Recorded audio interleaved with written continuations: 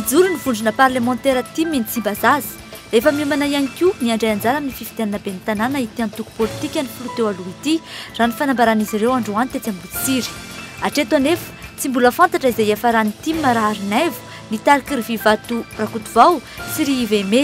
Tsy hita teny androany ihany koa ny filoha nasionaly ny antoko Timmy Razoary Mihaja sy olona antenainy. Mampametra-panontaniana ankehitriny ny andraikitry ny fanjakana manoloana ny Bois de Rose enimpolo conteneur tratra tamin'ny herinandro ity.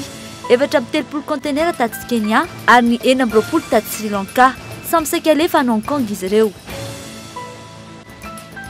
Vahiny Nilda Sinjo anatin'ny zanam-pandaharana question d'actu, Dr Andrianalmanana Samuel avy amin'ny fikambanana Lucadro iresaka mahakasika ny aretina vokatry ny fifohana sigara tafiditra indrindra ao anatin'ny andro iraisam-pirenena iadina amin'ny sigara ankalazaina anio. Mifandraika amin'izay ihany koa ny zava-bita miavaka entina aminao androany, sigara cubain lava indrindra maneran-tany, ny andindinina avy hatrany.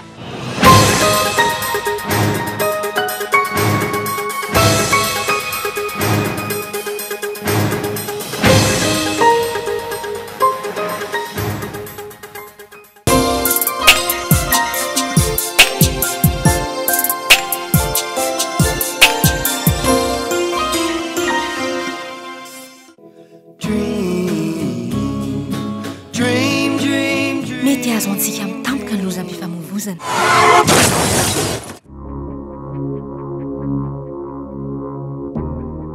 Miaraka amin'ny fiantohana tierce collision aro na iza trano-piantohan'ilay fiara ny fandoana dia ho raisina an-tanana avy hatrany ny fanamboarana ny fiaranao.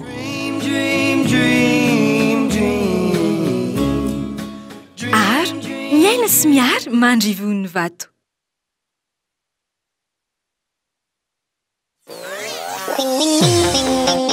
Et les enfants, dans quelques jours, on va célébrer la fête des mères. Quel cadeau tu vas offrir à ta maman? Un beau chine. Et toi, Fabio? Une fleur et un rice cooker. Nous allons acheter un fer à lisser pour maman. Et où trouve-t-on tous ces cadeaux? Chez Paul et Maîtresse.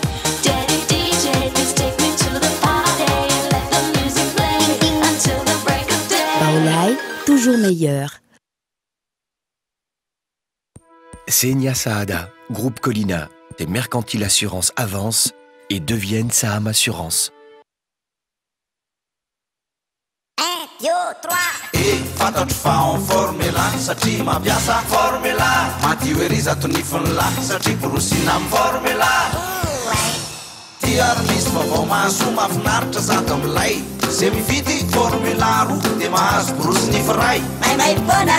fianao nga ahoana ietena maimai-pony ararô dia tsy isan'andro io fa voafetra ihany le fotoana mandehana takeden'izao a hiazaka zao eny amin'ny varotra mahazatra anao makaroa amin'ny dentifrice dia mahazo ray amin'le borosy nify formula.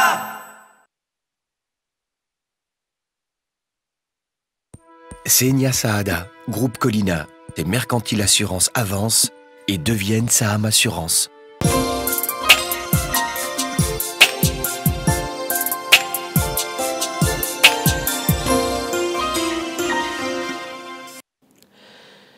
Faltafaraka aminao indray ny sampana fampalalam-baovao amin'ity takariva ity miaraba tompoko lahy finaritra tompoko vavy ety am-piandohana dia ialana tsiny noho ny fataran'ny vaovao tamin'ity takariva ity noho ny fandaminana teo amin'ny lafin'ny teknika indro menanao avy hatrany na izany ary ireo antsipriam-baovao eo amin'ny pejin'ny politika avy hatrany dia tsy mitombona ny voalaza tamin'ny fampalalam-baovao samihafa omaly izay nilaza fa amin'ny talata fahatelo ny volana jona ho avy zao no averina eny Tsimbazaza ny fananganana ny vondrona parlementaire araka ny fanazavana nomeny ny tetsanivo ny anteny mera-pirenena androany ny zoma fa enina ny volana jona vao iverenana odiniana eny amin'izany anteny mera-pirenena izany indray ity rafitra farany tokony ajoro eny ity rafitra tsy maintsy apetraka izay voalazan'ny lalam-pandrenana sy ny fitsipika anatin'ny fiazy ireo fifamatora ny mpanao politika amina antoko politika mitovitovy hevitra aminy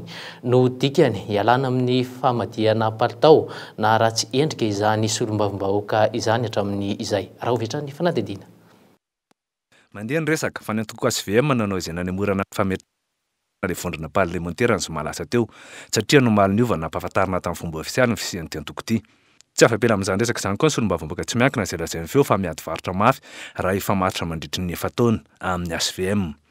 Fifandaminana teo amin'ny samy solombavamboaka tsy miankina ny ato amin'ny fanemorana raha amin'ny fanazavana azo. Tsy miankina mihitsy amin'ny fipetrahan'ny antoko SVM fa fifandaminana anatiny ao anatin'ny antenimieram-pirenena indrindrandrindra mahakasika ny indépendant misy ny GPS izay mieritreritra hoe anangana groupe parlementaire ny GPS izy ny DI raha teo koa mbola mifampidinika amin'le hoe inona ny hafarany ilay io groupena député indépendant io anangana groupe parlementaire IDI ve sa misy sasany izay mieritreritra ny anangana groupe parlementaire hafa fa tsy de misy loatra iankinany amin'izay fitsanganany antoko SVM zay ny nanemorana azy. Tsy tokony atao sakana amin'izao fotoana izao ny fifanomezan-tanana na amin'iza na amin'iza raha mitovy ny tanjona ho an'ny solombavamboaka tsy miankina dia afa-pandrosoana isam-paritra. Fanankenana kolaka ny fidiranao anatin'ny vondrona politika SVM ve zany sa fametrahana endrika vaovao amin'ny fanaovana politika atao amin'ny nosy? Na mipetraka ara ny SVM afaka miara-miasa foana nge amin'ny SVM na maleo tena azy ka tsy ataoko hoe sakana zay mifiara-miasa dia mipetraka amina tanjona anankiray. Inona moa ny tanjona?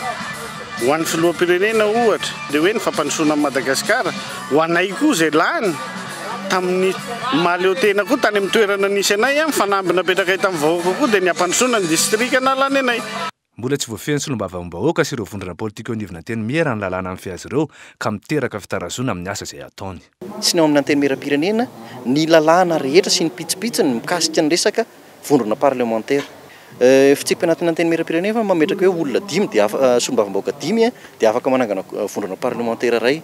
Fitarazoana eo amin'ny fananganana vondrona parlementaire dia ity mbola hita fa tsy voafehan'ny solombavambahoaka.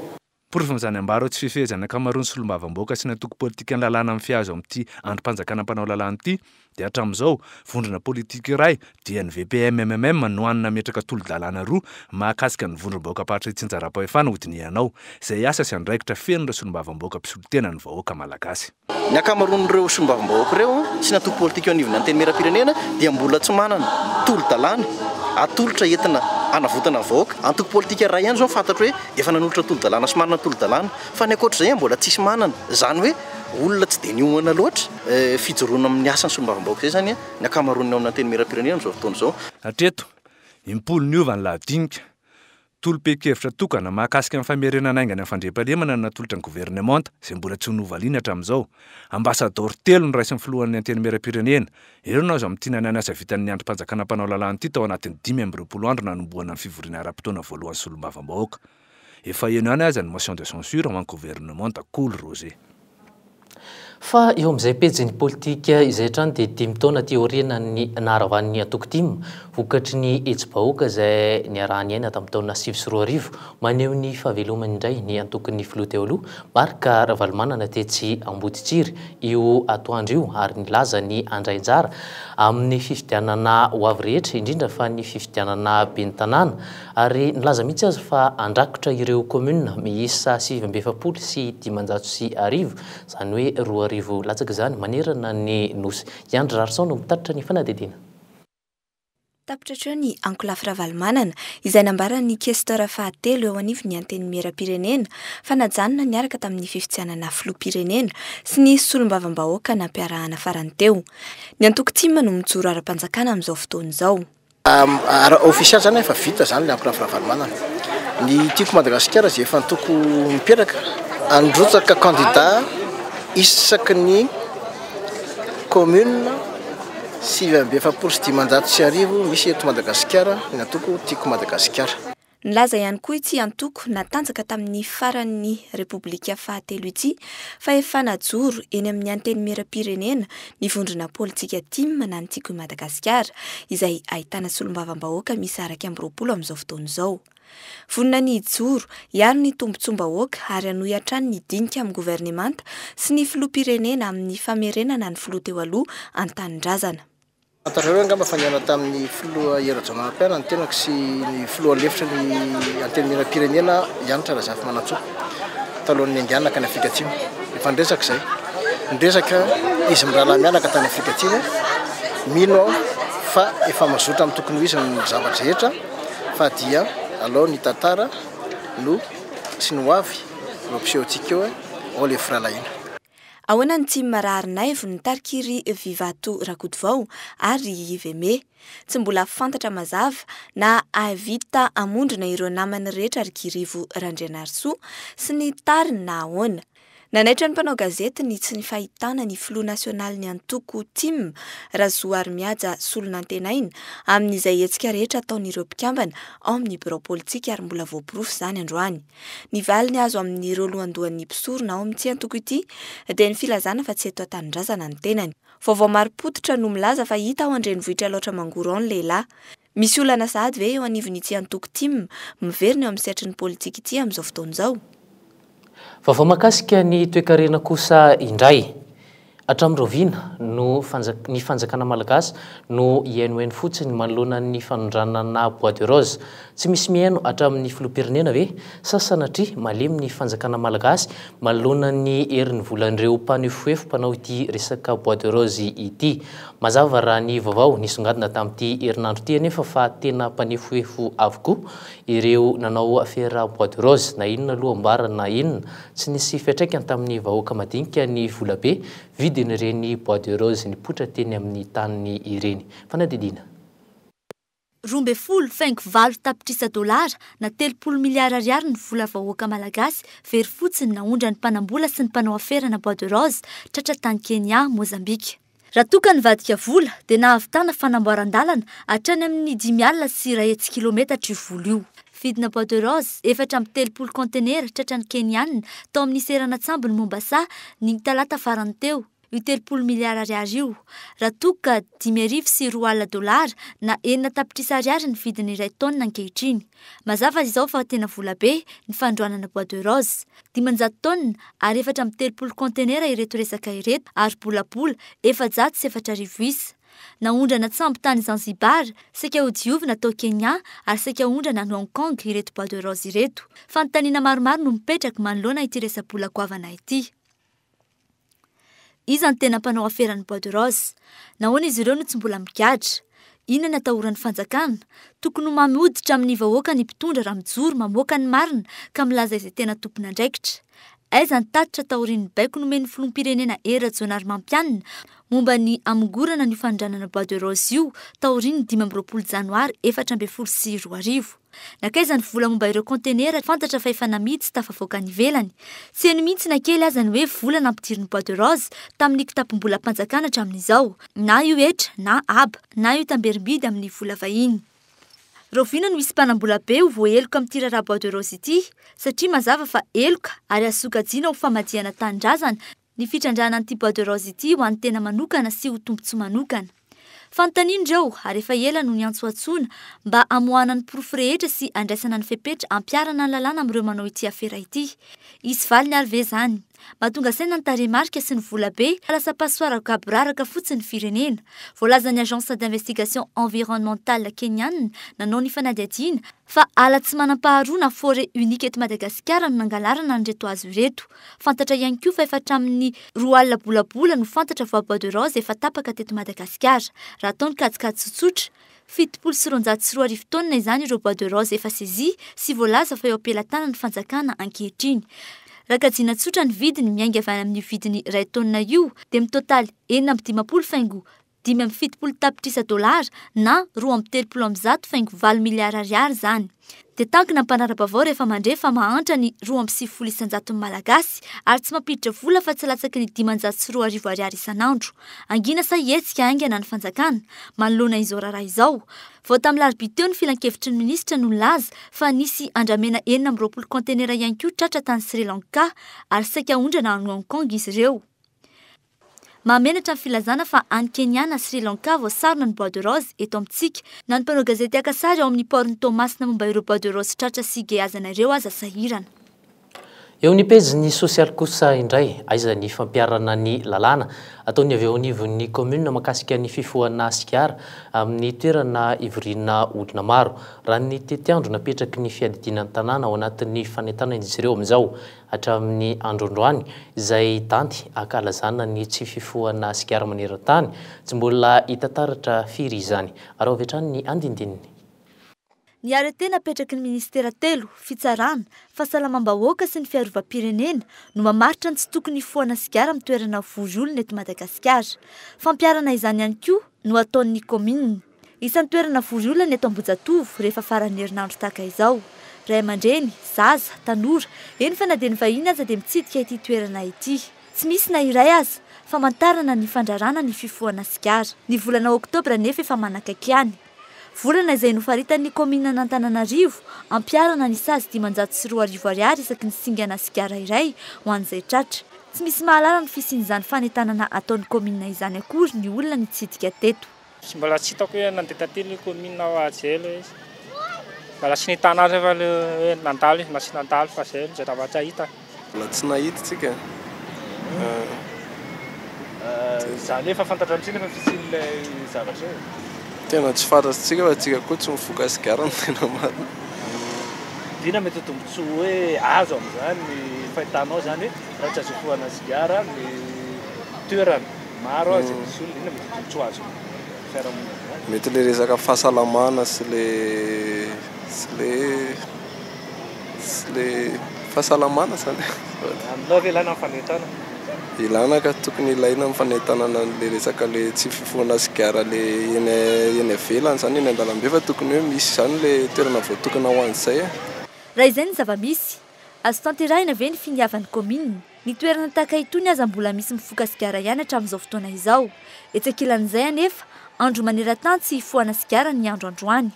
Ny fahatsapan'ny fikambanana iraisam-pirenena ny voka-dratsy ateraky ny fifohana sigara no antony sy ny andro androany.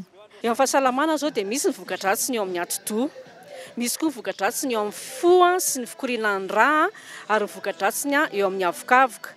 Toy izay koa ny eo amin'ny fananana eo amin'ny lahy sy ny vavy izay mety mitarika hatrany amin'ny fahamombana. Izay izy zany ara-pahasalamana. 5.3 isan-jato ny setroka ihany no raisin'le mifoka fa ny 5.3 isan-jato dia iainan'ny olona manodidina azy na io le atao hoe fumeur passif izany raha amin'ny teny vahiny.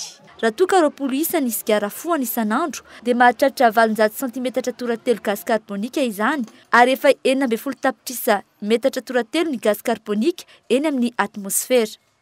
Ny singa antsoina hoe cyanure no tena pozina mahery vaika entin'ny sigara.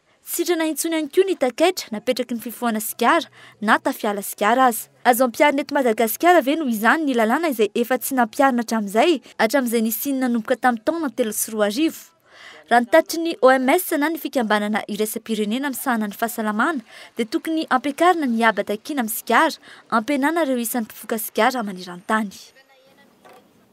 Mbola eo amin'izay pejy ny sosialy izay hatrany dia tamin'ny taona 2024 tafiditra tao anatin'ny rakobolana vahiny le petit Robert ny LOL na le Lawin out loud izay midika hoe ripaky ny he.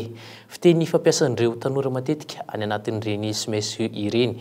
Raha isa-taona no misy ny fanavaozana io rakobolana vahiny io, tsy toraka izany kosa ny eto Madagasikara. Misy ireo teny vahiny izay avadika amin'ny fiteny malagasy saingy mijanona ho teny miantona ihany.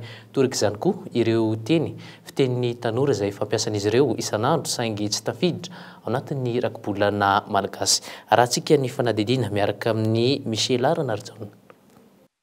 Ny teny hoe LOL sy ny hoe Twitter ary ny OMG na ny oh my god, fiteny zatovo ny ainga avy any ivelany saingy efa tafiditry ny vahiny ao anatin'ny rakobolana ofisialy ireo. Eo aloha ny tsy fisiany ny fampanarahana ny toetrandro rakobolana malagasy, fa eo ihany koa ny tsy fisiany sehatra ahafahana mandinika sy manangona azy ireny noho ny fiteny isaparitra izay manana ny mampiavaka azy na dia samy teny malagasy aza. Ny rakobolana izay natota tamin'ny taona 2003 ihany no mbola naverina natota ankehitriny. Natota indrindra izy ireo anomezana lanja ireo teny fampiasa amin'ny sehatra manokana. Efa hiteny amin'ny Akademia Malagasy ny rakobolana sehatra mikasika ny fahasalamana, ny fizahantany, ny fandrarahana. Misy araka izany ny sosikevitra avy amin'ny tompona ndraikitry ny Akademia Malagasy mikasika ireny fiteny zatovo ireny mba ahafahana mandrafitra ny rakobolan-tsehatra ny tanora. Eo amin'ny rakobolan-tsehatra zany hoe tokony hisy ho an'ny tanora ary ny tanora ny tokony hitondra azy bebe koa. Mijery fotsiny zao le eny amin'ny sisin-dalana eny hitanareo reny le amin'ny telefona le taxifone reny dia hoe be dia be ozy nareo tanora dia bidiby ny fanoratanareo azy. ary amin'izay afa-po tsara ny tanora satria azony atao mampiditra ary mba ampianarinareo no lehibe dia samy mifampanankarenitsika. Raha isa-taona no misy fanavaozana andrakibolana any ivelany. Ny eto amintsika kosa hatreto dia mbola tsy nisy ny fanavaozana taoriny ny fanotana voalohany nataon'ny Akademia Malagasy 7 taona lasa izay. Antonio ny arabola fa tsy ny teny malagasy akory no mahantra. Misy kosa nefa ny fanavaozana efa atao na eo aza ireo teny vahiny efa nahitana dikany nefa mbola tsy tafiditra ao amin'ny rakibolana.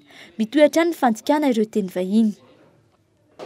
Miaraka ato moa zany zay ato amin'ny akademia hoe miantso olona andinika ny fandikana teny mikasika an'ireo le tsangam-bato sy toerana miavaka dia ao anatin'izay zany raha vao mikasika ny hoe ary mbakoka ary tsaina amin'ny teny frantsay hoe mikasika amin'ny patrimoine hoe ahoana ny andikatsika malagasy reo voambolana be dia be reo fa samy mandika arak'izay fahafantarany azy daholo.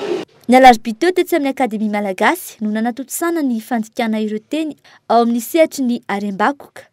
Azo eritreretina noho izany ny fisian'ny rakibolana sehatry ny tanora antenena ahitana ireo teny toy ny hoe milay, mijajika, mijabaka, tsaha sy ireo karazana fiteny zatovo maro samihafa misy amin'izao fotoana izao. Afaka manantena izany ny Akademia Malagasy. Araka nefa notanterina taminao tao anatin'ny fanadidina teo aloha dia androany no ankalazaina ny andro raisam-pirenena ao idina amin'ny fifohana sikara sy ny fihinanana baraky. Vahiny Hilda Sinjo anatin'ny question d'actu araka izany anatin'ny fampalalam-baovao Dr Andriana Almanana Samuel avy amin'ny fikambanana Lucadro. Ary ao vetrany izay sanam-pandaharana question d'actu izay.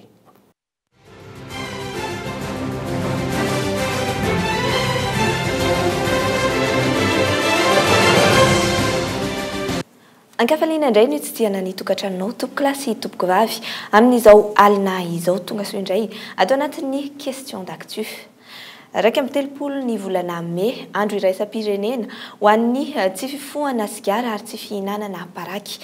Amin'ity androany ity dia resaka mahakasika izay indrindra isika satria tonga mivahiny eto amin'ny plateau ny question d'actu ni avy amin'ny association lutte contre la consommation de l'alcool et de la drogue nani Lucadro izay tarihan'Andriamatoa Rafalimanatsoa Benjamin Imanatsoa ny mpanolontsaina manokana mikasika ny fahasalamana kosa no isolotena ny Lucadro amin'ny ity androany ity zany hoe ibana kokoa ao anatin'ny fandaharana androany ny fitafatafana mikasika ny voka-dratsy ny fifohana sigara sy ny fihinanana ny baraky. Miarabanao Andriamatoa Andrianalmanana Samuel.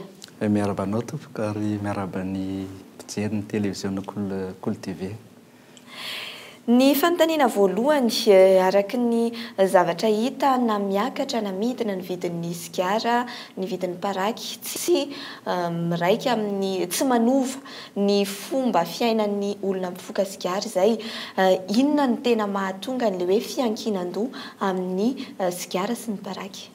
Ya, ny mahatonga ny fiankinan-doha amin'ny fifokana sigara sy fihinana baraky dia ny fisian'ny zavatra anankiray manimba ny tem-pahasalaman'ny olona atao hoe nicotine izay mamely ny ati-doha ka rehefa mihinana sigara izy matetitetika dia tonga ilay atao hoe dépendance zany na fiankinan-doha.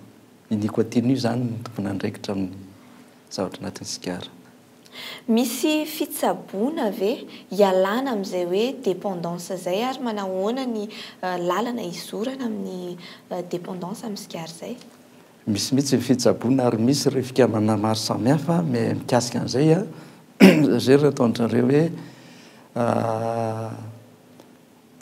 mitratra an'ilay symptôme de sévrage aloha rehefa mijanona zany hoe sarotra be mitsy ilay ialany azy fa saingy misy fikambanana maro izay miadidy an'izany zavatra zany toy ny Loterane koa ny hôpitaly eny Bevelatana sy ny Loterane zany misy an'izay tao. Ho anareo Lucadro satria fikambanana ianareo inona no zavatra ataonareo amin'ny fiadiana amin'ny fidorohana ny sigara sy ny fihinanana baraky zay?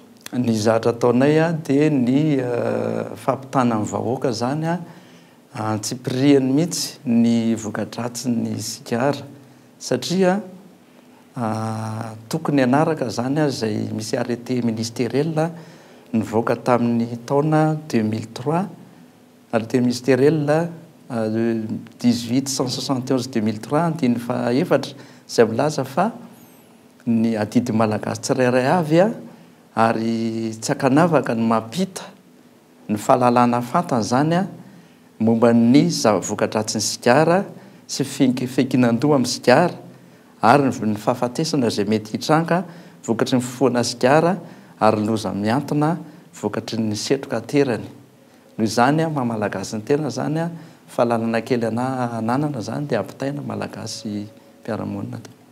Fotoana indrindra ary zao ampahafantarana hoe inona marina moa ny vokadratsin'izay fifohana sigara zay a inona no taova tena voakasika ary manahoana ny dégâts ateraka izay setroka ny sigara sy ny nikotine zay. Maro dia maro izy ireo ary ezahako fitinana ihany raha tratra ny sigara zany a dia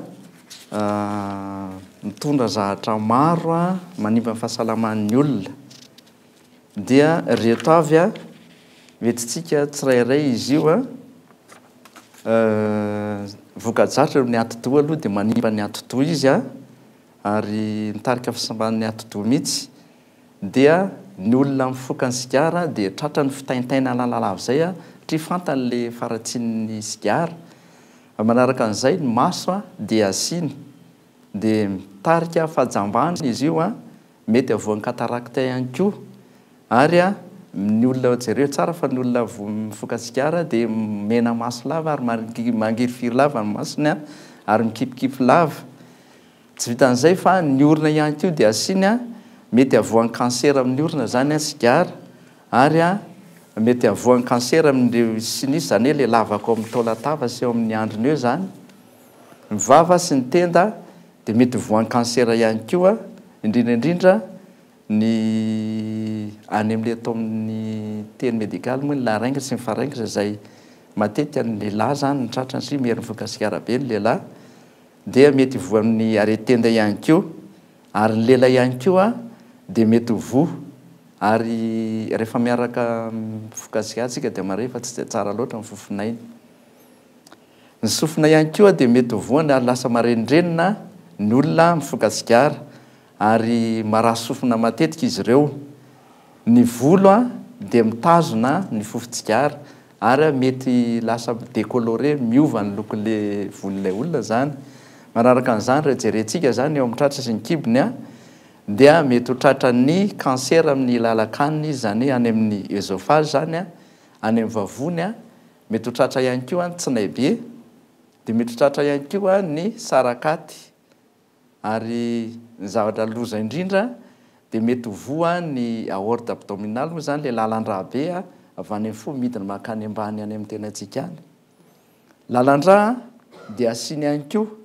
misy natao hoe maladie de Buerger zay a fitambaran'ny fahasimban'ny lalan-draha sy ny fahasimban'ny retsika na ny monopolie névrite moa zany zareo a amin'ny tongotra zany dia ny raha ihany koa dia mety ho tratra ny cancer atao hoe leucémie aiguë myélite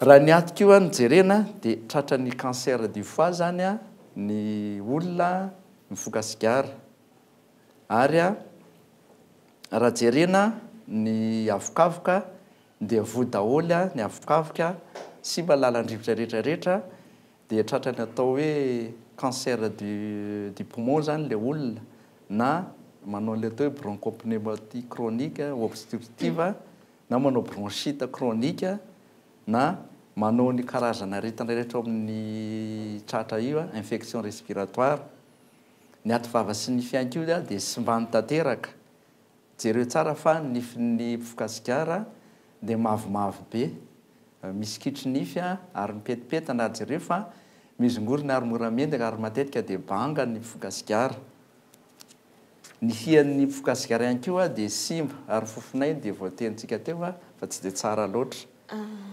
maro dia maro izay voka-dratsy avy amin'ny mbola sombotsombony amin'ny vokadratsy avy amin'ny fifohana sigara izay. Manahoana kosa ny fitsaboana rehefa atraiza no azo tsaboana ny vokadratsiny avy amin'ny fifohana sigara sa rehefa tonga amin'izay hoe aretina izay dia irréversible araka ny fomba fiteny.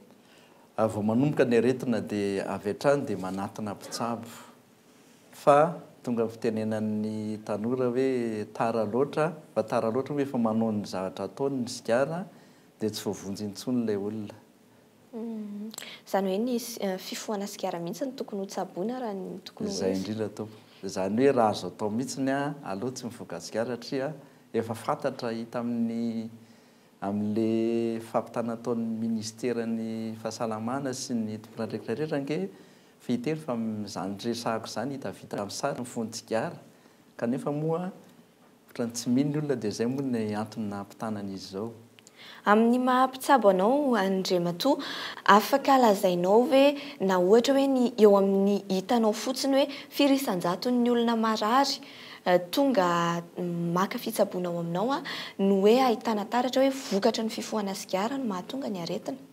Raha ny olona raisin'ny tena moa satria tsy dia mandray marary firy loatra satria misy asa atao asa fanjakana izany dia ny olona voan'ny aretina avy amin'ny sigara izany dia eo amin'ny makao amin'ny tenako izany eo amin'ny 3 isan-jato eo. Ho amiko izany betsaka ary misy moa sasany izany efa nahatsapa mihitsy ny hoe le sigara marina na voazy dia efa nijanona satria saika naningitra ny tenany dia izay moa izany tsapanay.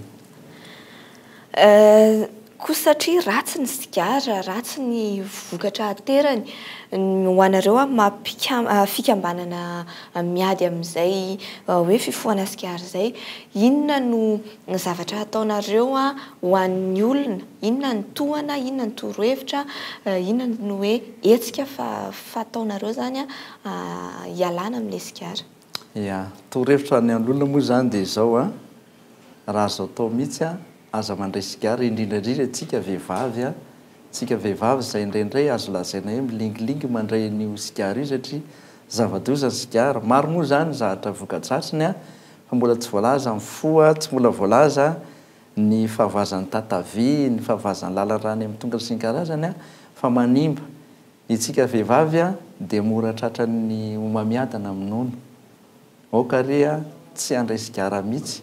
Ary indrindraindrindra raha mifoka sigara izany tsika lehilahy ao an-trano tadio tsara fa ny olona tsy mifoka dia tratran'ilay atao tabagisme pasifa izany.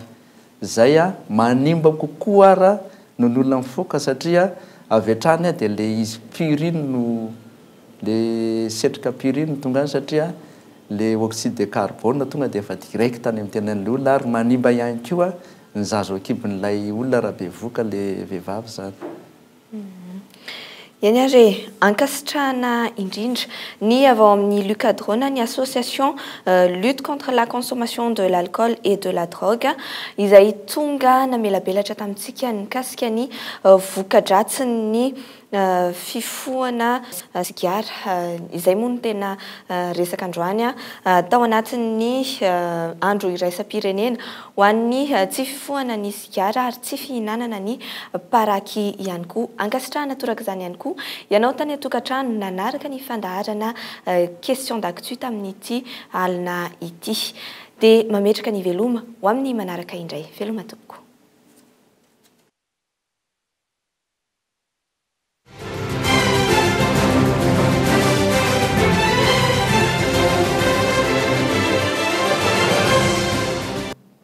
Fa manodidina izay ady atao amin'ny fidorohana zava-mahadomela izay hatrany dia mifandraiky amin'izay ihany ny zava-bita miavaka hoentina aminao androany.